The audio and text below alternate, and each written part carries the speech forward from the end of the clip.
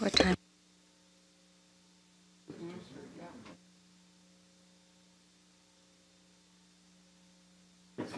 The 6th of March. Okay.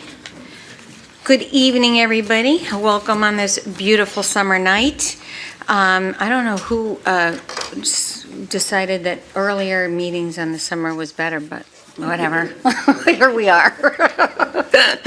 So, we will begin with our Special Services District meeting, and we will start with roll call.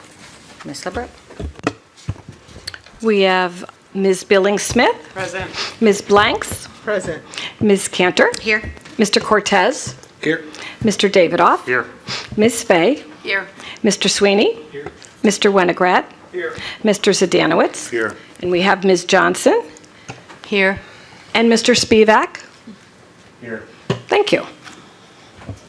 Thank you, Ms. LeBrow. And I'd like to make a motion to approve the Special Services District meeting minutes from our May 10th, 2022 meeting. Motion's been made and seconded. All those in favor? Aye. Any opposed? Motion carries. And number 3, resolution authorizing the execution of a parking agreement among the West Hartford Special Services District, the Town of West Hartford, and Farmington Avenue acquisitions. Without objection, I move that we enter into executive session for the purpose of discussing the sale or lease of real estate. Is there any objection? There being no objection, the motion is adopted, and I'd like to invite the Deputy Corp Counsel, Gina Verano, and Town Manager Rick Ledwith, and we will be right back out after the discussion. Thank you.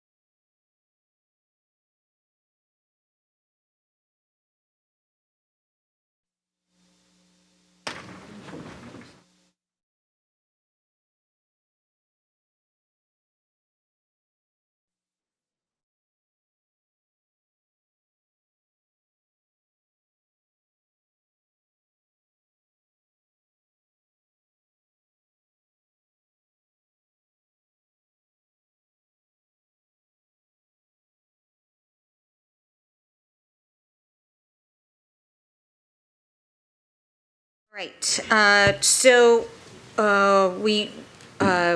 we are now going to make a motion and a second to, so I will make the motion, resolution authorizing the execution of a parking agreement among the West Hartford Center Special Services District, the Town of West Hartford, and Farmington Avenue Acquisitions LLC.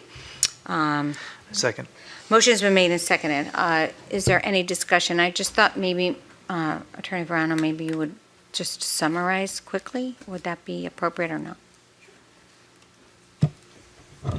Thank you. So the issue before us is the resolution authorizing the execution of a parking agreement. The parking agreement is related to the development at 920, 924 Farmington Avenue. That development achieved zoning approval. One of the requirements of the zoning approval is that they seek off-site parking in the Isham garage for 20 years, at least 20 years, and for up to 24 parking spaces. And the Special Services District is the entity that operates the parking garage, and so the Special Services District needs to approve the parking agreement. The way it's currently drafted is the developer or the owner is required to purchase at least 11 parking permits, and then more if it's required to accommodate the uses on the property. The developer is subject to the same rules and regulations as any other member of the public with respect to the parking garage, including available programs, fees, and the like. The town does have the ability to transfer the garage at any time. If the buyer does purchase it within the 20-year time period, however, the buyer is responsible for the obligations of this agreement through year 20. Anytime after year 20, the buyer or the town can terminate the agreement with 9 months' notice. Thank you. Thank you. And just to review this, the zoning approval was made on condition that we would execute a lease, and then you were charged with going back and negotiating a lease with conditions that the council had suggested that made it a little bit more of an upfront, the developer paying from whether they need them or not, paying for those spaces. Right, that's correct. The zoning approval required them to arrange for parking in the Isham garage, and then it was up to the Corporation Counsel's office and the council for the developer to sort of hash out and negotiate the specific terms of that parking agreement. Thank you. Okay, other discussions, questions? Ms. Johnson. Thank you. Just wanted to reiterate our opposition to this agreement. It was outlined in a letter dated May 10th, 2020. I won't read the entire letter, but our primary concern is that the parking demand and capacity analysis that was prepared as part of the approval for the project did not take into consideration the overall parking demands for Blueback Square. And since the Isham and Memorial garages, as well as the surface lots, are the primary source of supply for parking for Blueback Square, it is a concern that we have going forward. And a 20-year look ahead is a pretty long look ahead without having an understanding of what the existing needs are for parking in Blueback Square. There, at one point in time, I believe it was outlined in the Delamar agreement, there was a committee set up that consisted of some town representatives, some members of Blueback Square, and members of the Delamar. And in this case, I would suggest that it also includes members of this project, representatives of this project on Farmington Avenue, that look at these types of issues going forward. In this particular case, as the commercial representative on the Special Services District, we were not even aware of this as a pending item until it was brought in front of the district. So communication related to something that could have a significant impact on the future of the parking supply at Blueback Square would have been helpful to know about it, possibly have an understanding of the process and participate in it. Granted, I understand it's an open meeting and we had an obligation to know that ourselves.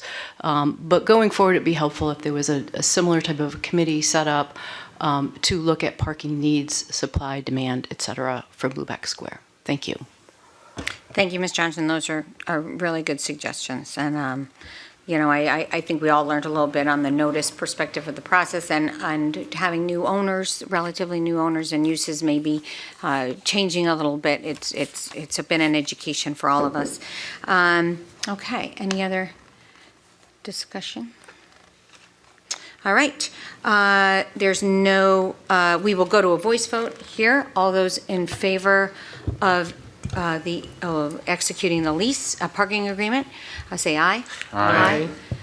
Any opposed? Opposed? Okay, thank you, and Ms. LeBreau, do you have that? Okay, thank you very much. We have no new business. We do have a communication from alternate member Karen Johnson regarding Special Services District representation for owners of taxable commercial land use property within the district. I'd like to make a motion to receive this communication. Second.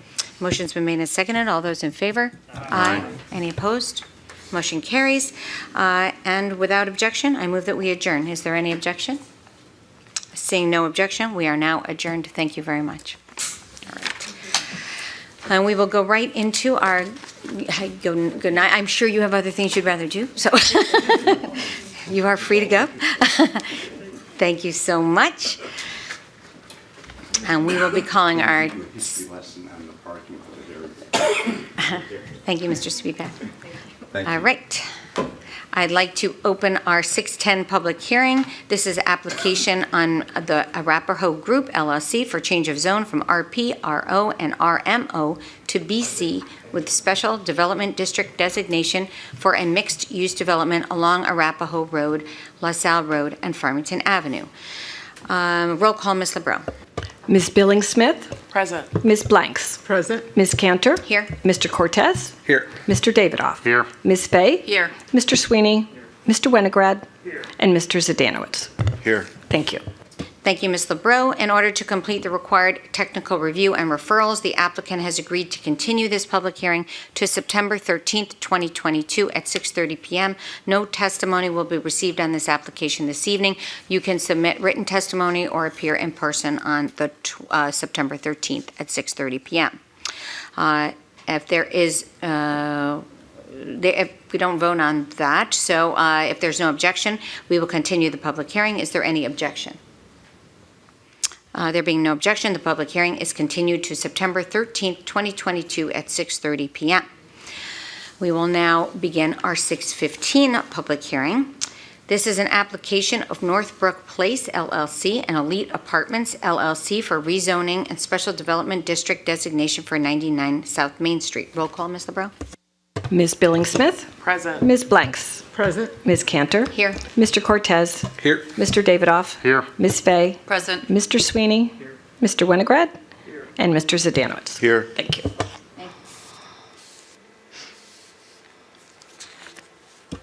Oh, thank you. Thank you, Ms. LeBreau. Again, in order to complete required technical review and referrals, the applicant has agreed to continue this public hearing to September 28th, 2022 at 7 p.m. No testimony will be received on this application this evening. And so if there is no objection, we will continue the public hearing. Is there any objection? There being no objection, the public hearing is continued to September 28th, 2022 at 7 p.m. All right, and we can begin our council meeting.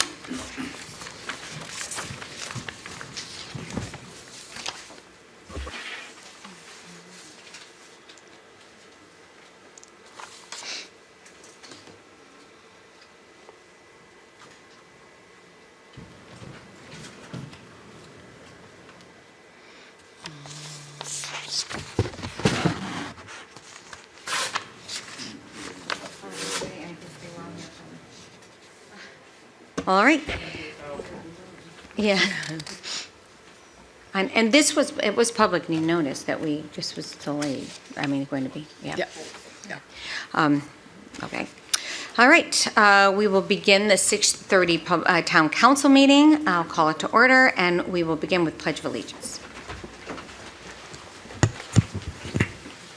Pledge allegiance to the flag of the United States of America and to the republic for which it stands, one nation, under God, indivisible, with liberty and justice for all.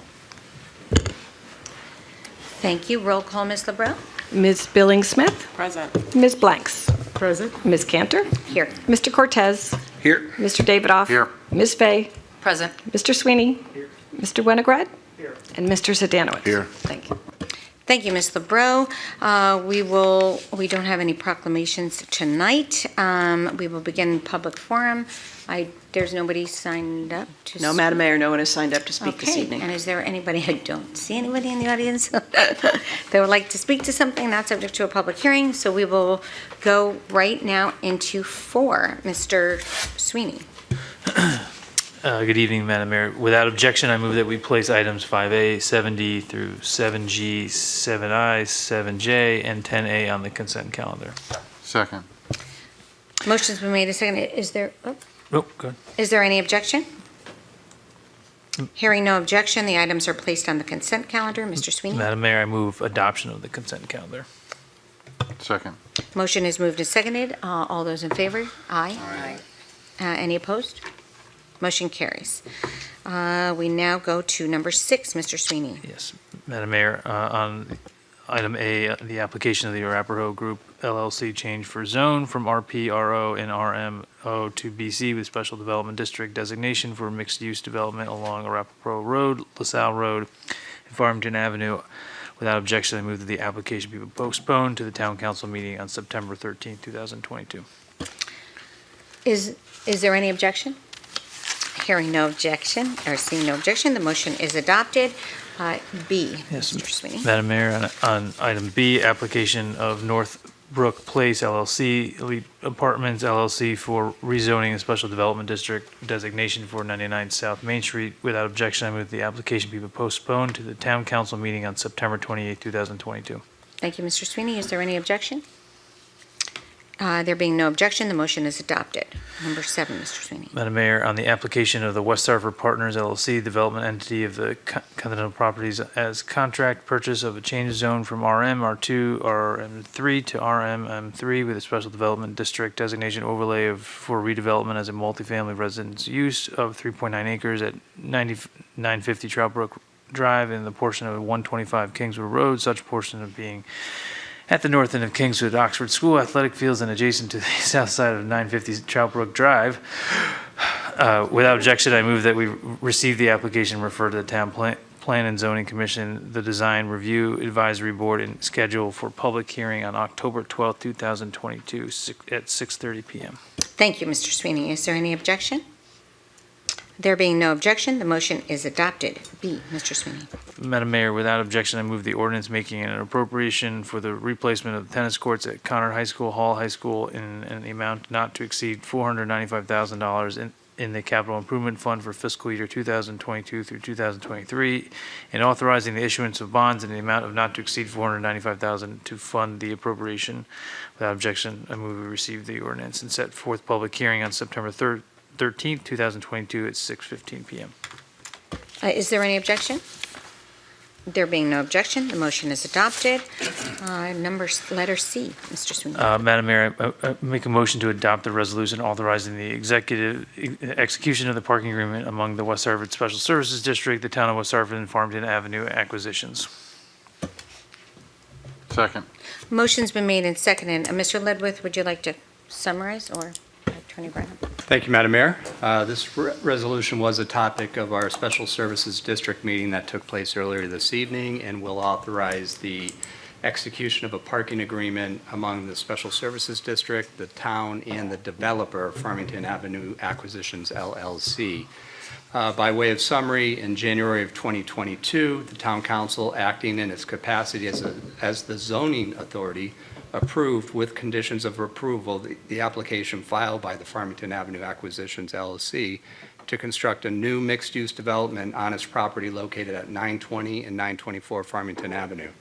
Section E of the conditions of approval states that the LLC can satisfy the parking requirements of Section 177-32G of the zoning ordinances by entering into an off-site parking agreement for not less than 20 years and for utilization of a minimum of up to 11 spaces and a maximum of 24 parking spaces in the Isham garage.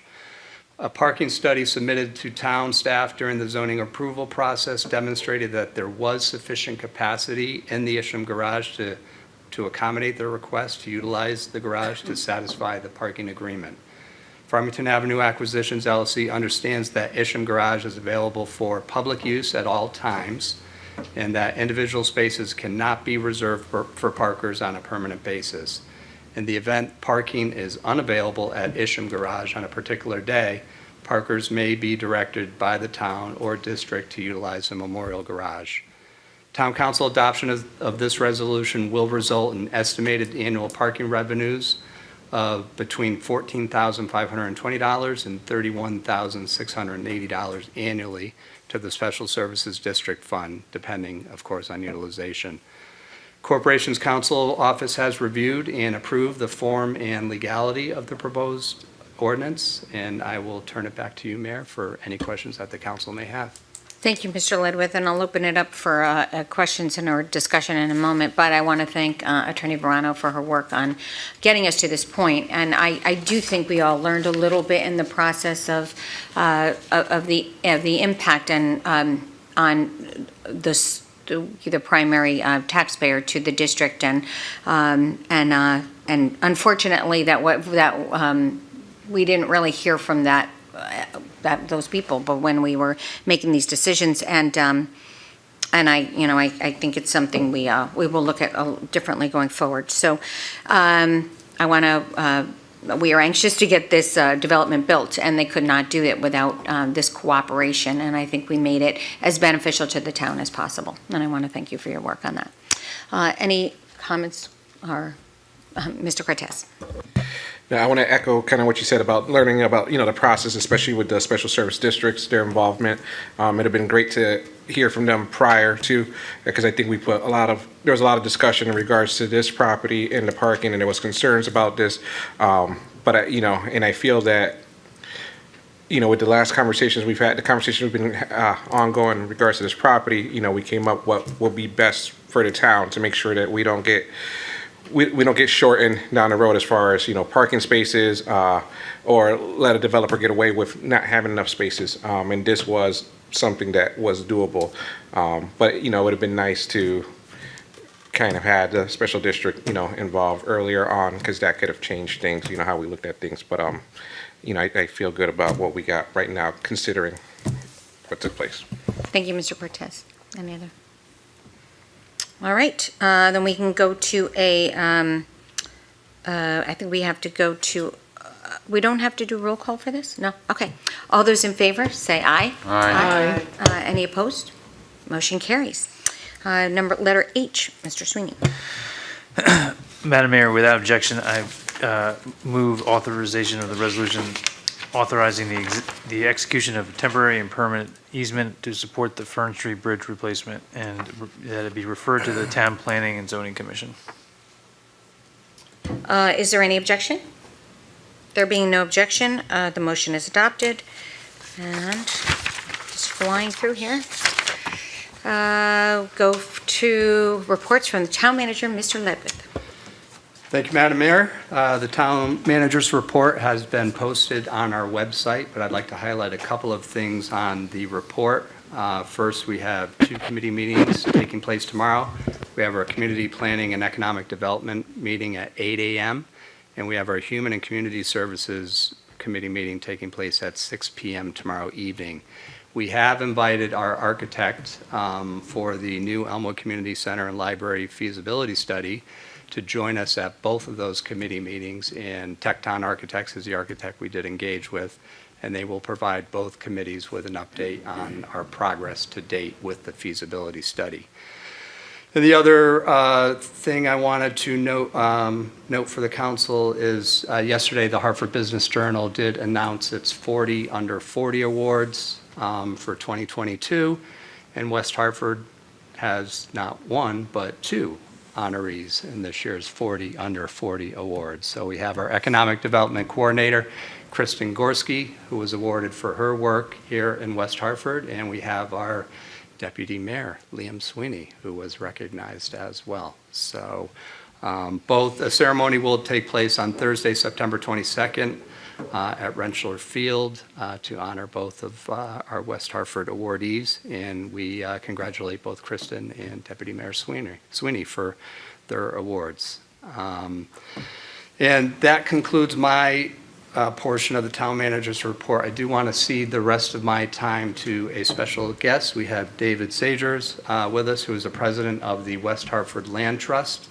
And I had the opportunity to meet with Dave a couple of months ago and wanted the council to have an opportunity to hear from the Land Trust and the work that they are doing to improve the quality of life here in West Hartford for our residents by preserving and protecting open land here in West Hartford. So Dave will join us at the podium and give us a brief summary right there, David. Thank you. Summary of It's of the voice work. activated, so there's Yeah. no on and off, and welcome. You could just state your name again, and even where you live would be great for the record. Thank you.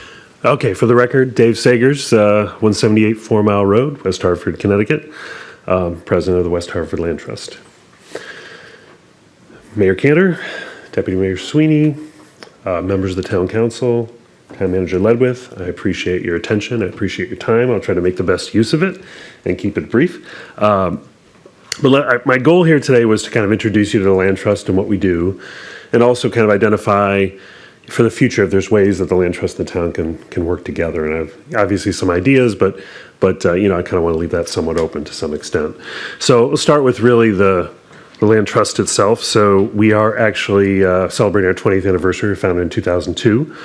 We currently manage 7 properties, about 20 acres of land in town, and there are others that we are kind of working. It's a lengthy process in many cases, but working toward acquiring others as well.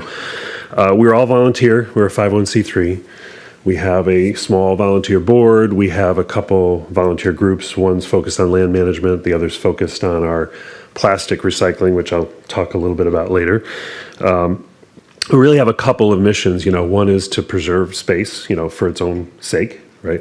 And as I mentioned, we preserved about 7 properties. We also can advocate for, obviously, the preservation of space within developments. I think of things like, any future development, Uconn campus with opportunities there as well.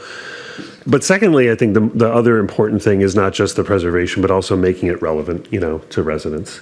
And that's something that we've struggled a little bit with and trying to work on. And one of our properties on Still Road, we're working on building a trail. And we hope to have something that we can announce, shortly. And then that's also where the whole film plastic bag recycling came in as well, was trying to, raise the awareness of the Land Trust in a way that's, environmentally sustainable. So, I think the importance of, why we're here, or why I care about this, and why hopefully we're here to talk about it is I think the Land Trust represents one aspect of sustainability. I think there's a couple aspects of that. The first is really, kind of the obvious environmental sustainability, right? We talk about, what does open space, what do trees represent? They represent, carbon sinks, they represent shade, they represent, permeable, kind of parts of land that absorb stormwater. And I know stormwater management's kind of a big deal, and will become a bigger deal, in our communities. But I think more importantly, also, it's kind of part of the quality of life, I think, of West Hartford. There are a lot of choices for residents, right? You can go to the MDC, you can go to the many parks. We'd like to do our part to kind of expand those options, right? I know the town is a participant in the 10-minute walk initiative, right? And that's the idea that, you should be within 10 minutes of a park. Everyone should be there. There's some pretty well-documented studies that show that open space and proximity to it raises property values, So all these things are just kind of part of maybe what we don't recognize as part of the whole, mix that makes West Hartford so successful. There's many, many factors, but it's a factor. But more importantly, I want to kind of draw attention to, so in 2018, I was a part of some of these sessions as well. There was a visioning session for the Uconn campus when we weren't really sure, what was going to happen with that property. So surveys were done of the residents, right? And the two things that kind of stuck out for me was the first was that the top use, 85% of the respondents wanted to see was essentially passive recreation, use of trails, things like that. That was kind of one of the top concerns of residents in regards to that property. And the top concern was the loss of open space. So obviously, for the residents of West Hartford, it's an important thing. So that kind of, that was very galvanizing for me and to say, I think that we need to keep working toward what we're doing and continue to see if we can expand, the options for open space and acquisition as well as preservation in any developments that occur in town. So one of the things specifically, the reasons for coming kind of forward at this point in time, so I participate also in the POCD sessions in 2019, and there were some specific points that were put into the conservation piece of the POCD for the 2020-2030 plan. I'll paraphrase a little bit here. This is in the conservation section. First it said, overall, the community noted that the town should do more to promote, protect, and expand open space and maintain and enhance its environmental resources.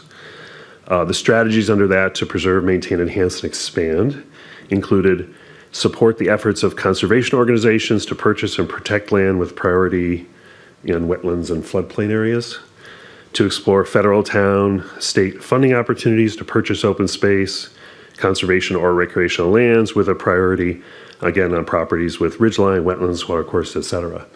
So my belief is that the West Hartford Land Trust could be one of those conservation local organizations, right, which could work with the town on these aspects of the POCD. So that's kind of my primary purpose for coming here, is to mention that and to say I think one of the first issues is currently there is no official intersection point between the land trust and the town council and the town, and so it'd be important perhaps to establish that if you're so disposed. That would be one important step. And then, kind of taking that further, it's like, how can we make the POCD, those pieces of the POCD actionable? How can we, move forward that and work in partnership? I kind of want to talk just briefly about example of partnership, which you may or may not be aware of. So I mentioned previously, we have a kind of a plastic recycling program. So we recycle this, little plastic bags, plastic film, right? And so it kind of started out as so Trex is a company that they make out of recyclable plastic. They make decking and things like that, right? So we first found out about it that they have a 6-month challenge. So you have to basically collect 500 pounds of this in 6 months. We thought, how are we going to do that, right? So we start off with it, and initially it was a couple months before COVID hit. We collected a little bit of plastic. We had about a year that we had to, kind of hold off because really nobody's going out in public or doing things like recycling plastic for a year. So in February, we kicked it off in 2021. And so we started off with collecting maybe 60 pounds a month, which is still a lot. And it's grown in the last year, 18 months or so. Now we're collecting about 250 to 300 pounds a month. And that's a lot of plastic when it weighs this much, right? That's all I can say. But I think more importantly, what I realized, two things. The first was that it really touched a nerve with people because essentially it was something very concrete, very simple that people could do and feel kind of better about themselves, better about they were doing something, for the environment. But secondly, it's also a great partnership with the town. So your town recycler, Catherine Bruns, is a fantastic partner with us. She puts the word out. She educates people on what can be and what can't be recycled. She's helped us, provide the locations for drop-off, which are in Town Hall and the libraries and the recycling center. I mean, she's all around, but she drops off plastic at our house all the time, by the way. So your official plastic film recycling storage center is 178 4 Mile Road right now, because when my wife and I go through this once a week. We were away for vacation for 2 weeks, so we have a lot of plastic to go through right now. But the point is, it's been very successful. I think ultimately we need a better sustainable solution for this, but it's something that just doesn't go through the regular plastic recycling stream. So we're kind of trying to do our part. But my point is, there's a lot of interest from people, and when we get approached at Celebrate or Earth Day or whatever, more and more people drop off plastic at our house. So it's kind of it's a good and a bad thing. But anyway, it's just one example on a small case is where that's the town brings a lot to it. We bring the volunteers that basically move it from the drop-off points to Big Wire to our house or wherever. We have a dedicated team of 5 or 6 people that do that every day, and they put their time in. So I think it's just a good private-public partnership. That's what it is. So that's kind of everything I had to say. I don't know if you have questions. Thank you so much, and thank you for your commitment. And you came to us. You came to us about I think it was before the pandemic, and then, or maybe right before, and then you came to speak with Rick and I, and I know you have more ideas you would like to share, and some future partnerships as well. So I think maybe having a more in-depth conversation at a committee meeting might make sense, but. Having a structure with the council, I think, will be helpful as well. Just could you talk about the acquisition of property, and if anyone is listening and wants to donate property, or how you go about collecting property? Well, really, yes, all the property that's come into our possession has been mostly word of mouth, and it has been strictly through donation. So, and we've been very fortunate thus far that even the closing costs and all that, typically the donor will cover that. And that's considered, again, a charitable donation as well. I think a lot of it came through our first founder and president, John Shalansky, was a lawyer, and I think he worked in elder law, so he came into contact with people who, there was kind of estate planning, things like that.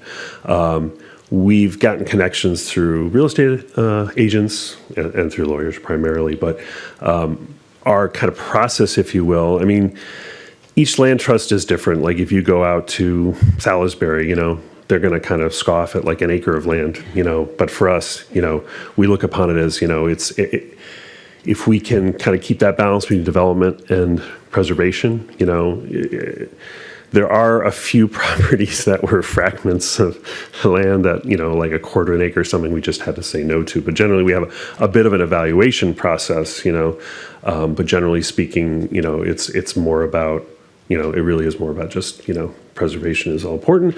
And then we'd love, opportunities where there is a chance to do something recreational, so people can care about the land trust, have a reason beyond, I just want to preserve land, to say I can touch it, I can feel it, I can step on it, I can walk in it, And I remember you had talked about a potential plan about, having a plan to acquire potentially land that is, there's some connectivity and I think you had said before, where there's meaning or purpose to the acquisition or donation or. Well, yes. So I have to remember what I told you. But, there's so interestingly, right, there's a couple examples, right, which would be very interesting.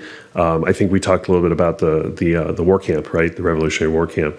So there's a mix of like town land and MDC land and state land and private land up, off near the reservoir on Route 44, right?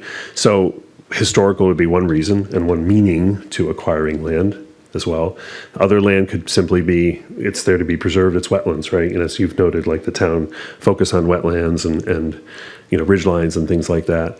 Ultimately, what we would like to do is work with the land trusts in the area and kind of have more of a regional approach, right?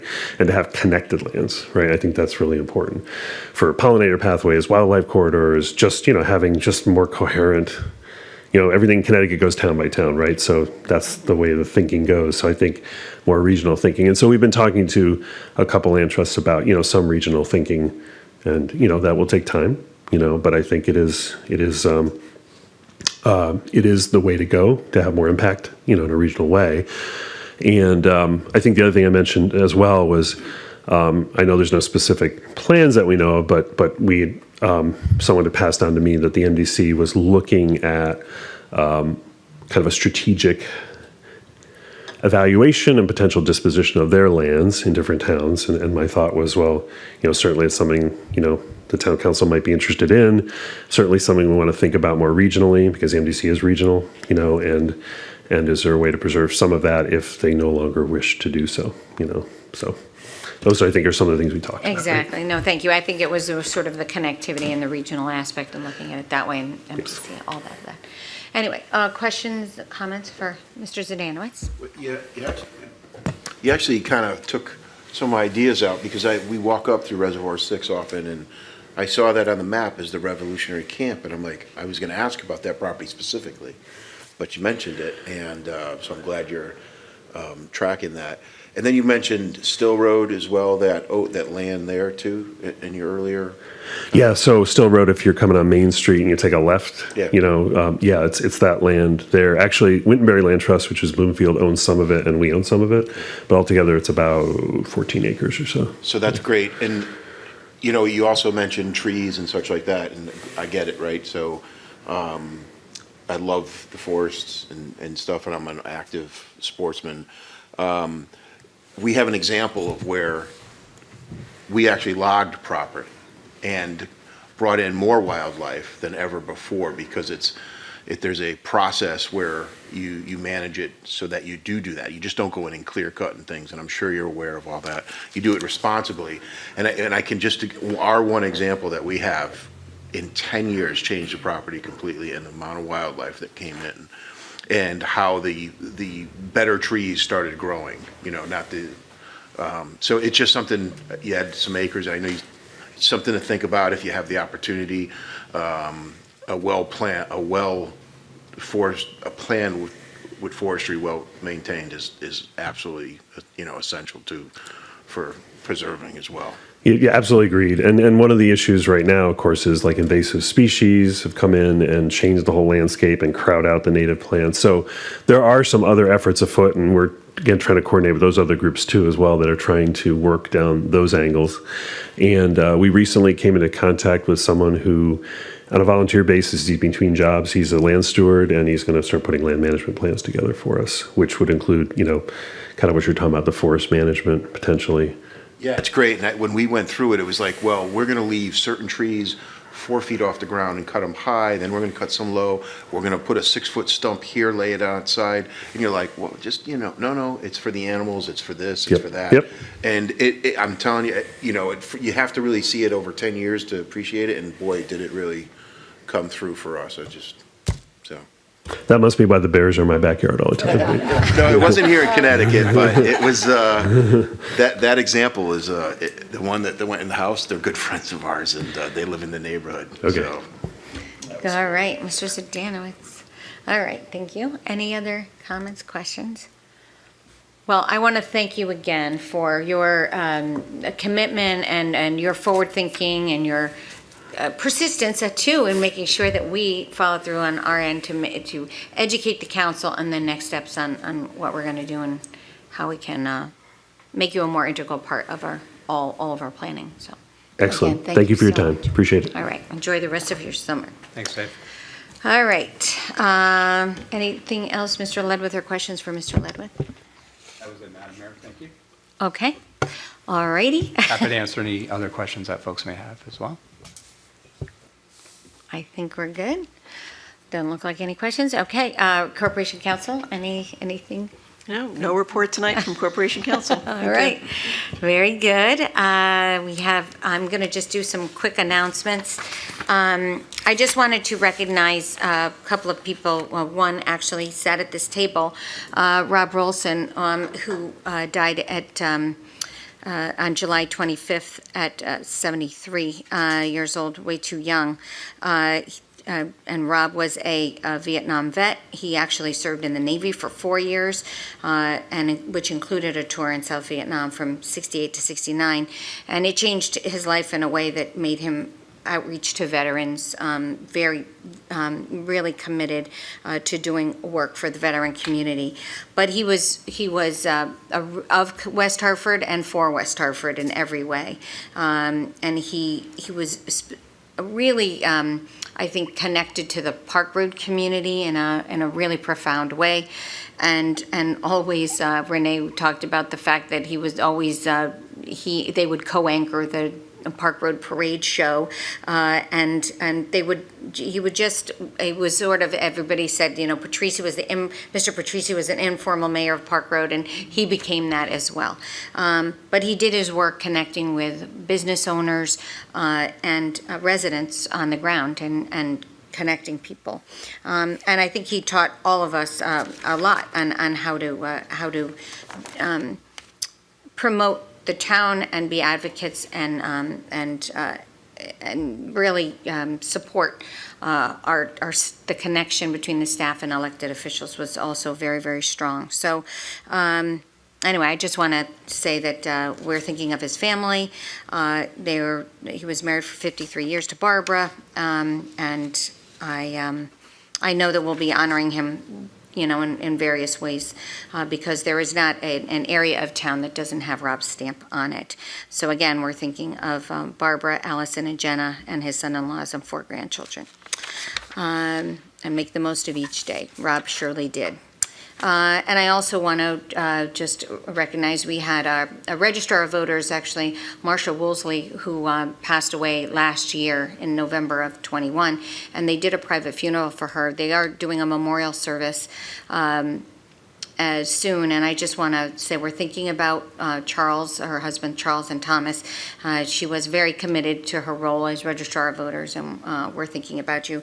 And she actually was a big Snapple drinker, as am I, or was I, and I just want to say here's a Snapple to you, Marcia. So, and then announcements.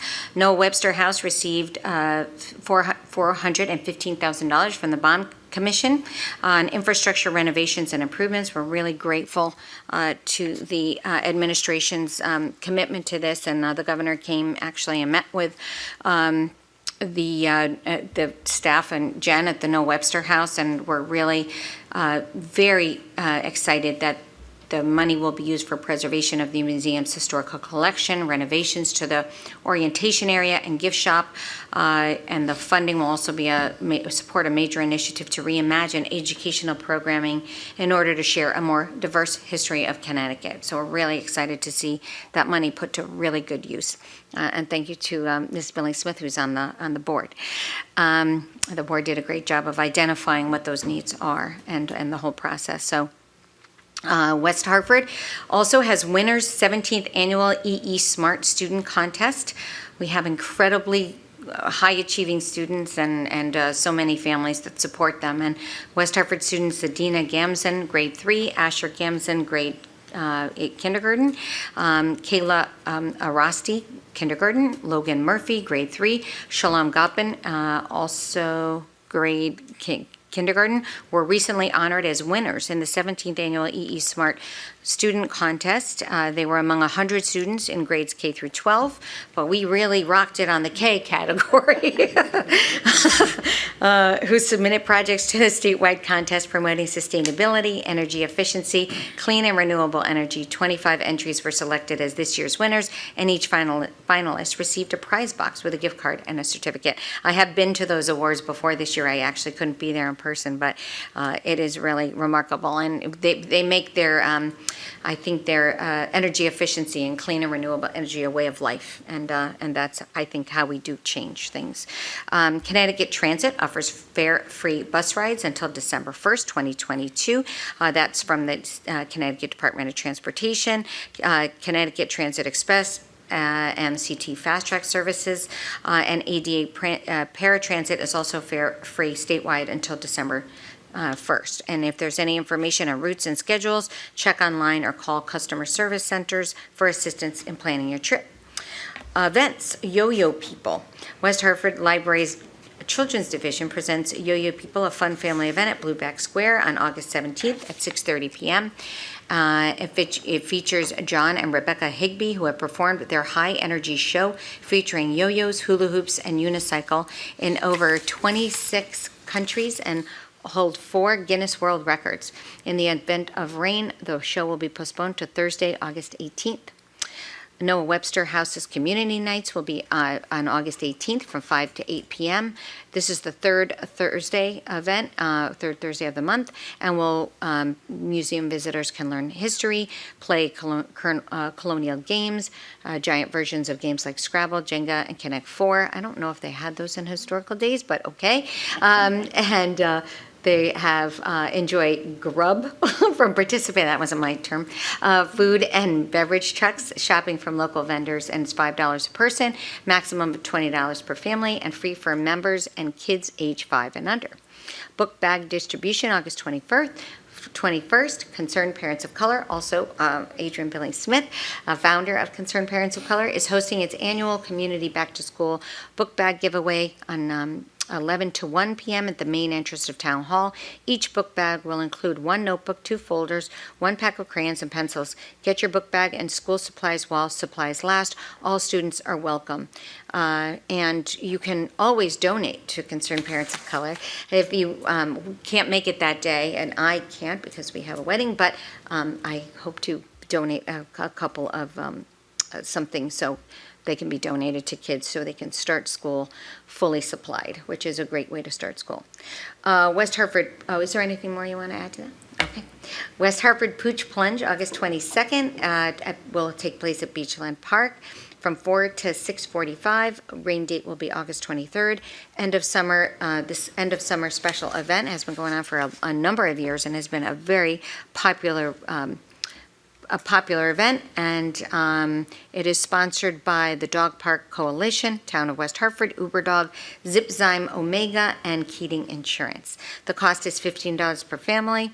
Tennis balls will be provided, and rules and information, visit the Dog Parks Coalition Facebook page. Wheels on Wednesdays, August 24th. Leisure and Bike West Hartford will offer its last in a series of Wheels on Wednesdays recreational bicycling events that will begin at the north parking lot at Fern Ridge Park and is facilitated by a member of Bike West Hartford. Wheels on Wednesdays is a family-friendly bike program, and for more information, contact Ed Pollack at his email is online, and Ethan Frankel. QPR Gatekeeper and Narcon training September 7th, 8th, and 15th will take place in honor of World Suicide Prevention Day, September 10th.